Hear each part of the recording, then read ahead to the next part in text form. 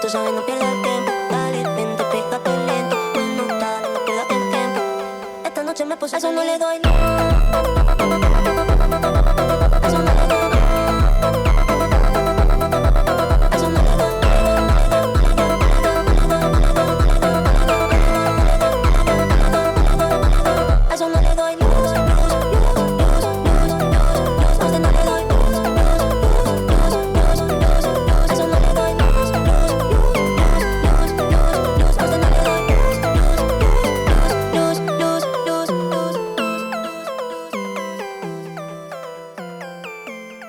Welcome back to the channel, guys. This is Hooded Game Boy, and today I'm going to show you the full build for the descending Gley, and I'm going to explain some little bit stuff and changing some modules for the mobbing and the wall crusher build. So without any further ado, let's get to it. Now, starting off with the descending module, the build is focused on HP and some strength in firearm and duration and cooldown. Now we're going on for the red module, which is the Predator Instinct, which is changing the first skill. As we're gonna focus here, this build is going to focus on firearm, which is the weapons, and not using the skills. So that's why we're going to use here for the cooldown some nimble fingers and MP conversion, some HP for survivability to make a Gley survive more, skill extension for skill duration and maximize duration as well here, and some shot focus alongside here to increase the firearm attack.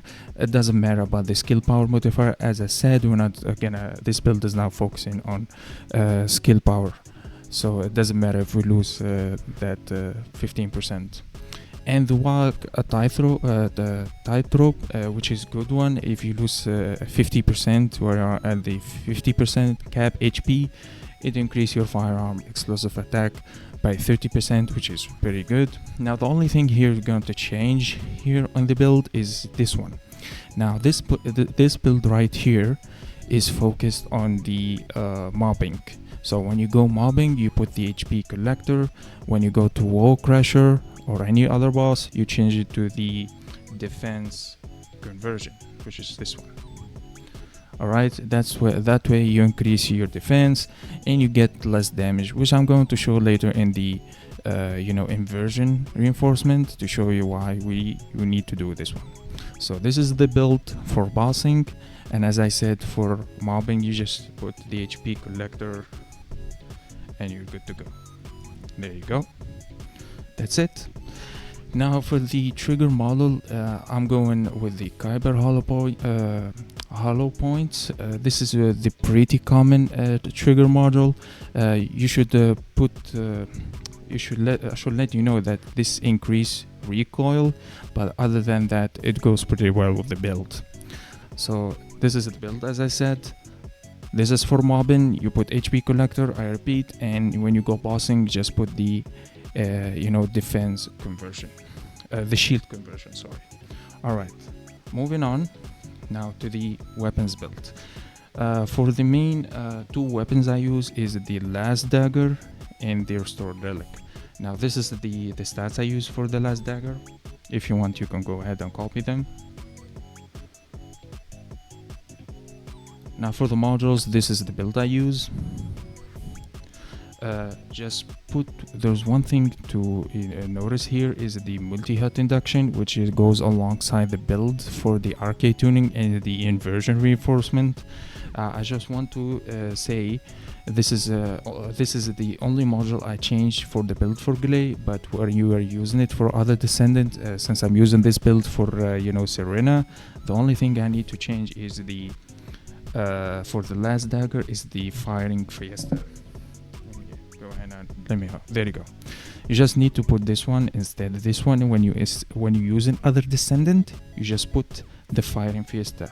Why is that? When reloading, rounds are not consumed for 3 seconds, which is pretty cool thing to use while using other descendant. There you go. Let's go ahead and change. As I said, for normal descendant, this build you use. For the other for Gley, you just put the multi-hit induction. Okay. There you go. This is the Gley build, and the Fire and Fiesta is for the other descendants. Alright, let's go move on. As for the Restored Relic, this is the stats I use for the weapon. You just go ahead and copy them. It's mainly focused for the fire rate, which is very essential for the weapon to increase its fire rate and speed, because it's very slow. Without a fire rate, you barely can shoot very fast, shots, and it will take you a lot of time. So go ahead and copy the stats I'm using. Alright, now for the modules, you need to know that Gley has its own build. It's not the same for the normal descendants. This is Gley build. Alright, so go ahead and copy it. The only thing here you can notice is I changed in the build is the increased radius for explosion radius for the weapon, which is pretty cool, and the multi-bullet for the multi-hit damage. You can go ahead and put these for the build for Gley, and if you want, you can use, since she does not use any bullets or anything, you can use this build for other descendants to increase the ammo, expansion, to get more ammo. This is the normal descendant build, and this is the Gley build. Alright, moving on. If you are curious about the Albion cavalry gun, this is the one I use for Serena in the Purge, the dungeon. You can go ahead and copy it if you want as well. And these are the modules I use for the weapon as well. Alright, there's one thing I want to add in this video. I know it's not the same thing about Gley, but I'm using, if you want, the Endure Legacy for Serena in the Wall Crusher. Sometimes you can go ahead, if you want, you can go ahead and copy the stats. There you go. And these are the modules I use. Alright, so moving on now to the Inversion Reinforcement. In the version reinforcement, in the attribute section, I chose the electric. You can go ahead and choose the chill focus. It's up to you, of course. And I focus as well here at the shield particle reconfiguration for shield, the defense here when getting damaged. As you know, in the Wall Crusher, fight, you get this meteor shower that comes from the sky. Sometimes it's gonna hit you, as shown here in the introduction in the video. You've seen that I was getting damage for the meteor shower, and I wasn't losing that HP very quickly. This will help as well with the, as I said, with the model shield conversion. Here also we're focusing at the multi-hit chance here, so go ahead and put this one, as it's also consistent with our build. Alright, moving on. Now for the reactor, it doesn't matter if it is dimension, it is tech, or any other attribute, as long it is non-attribute, go ahead for it. We're only here focusing about the skill cooldown and skill duration up. Alright, that's what matter.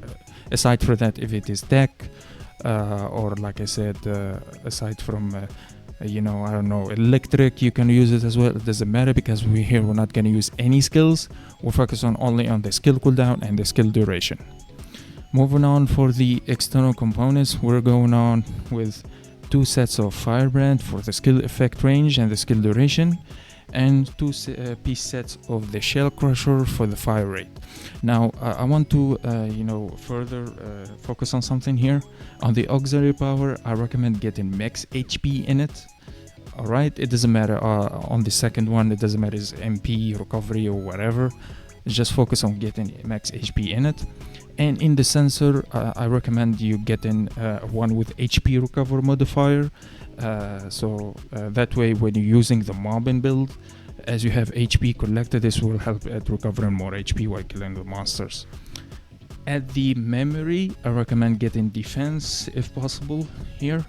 As I said, doesn't matter about the MP. And the last one, just put anyone that goes with it. It doesn't matter. It's just to get the fire rate, status for the 2 pieces. Alright, now moving on to the Arche Tuning. This is the one I'm rocking with.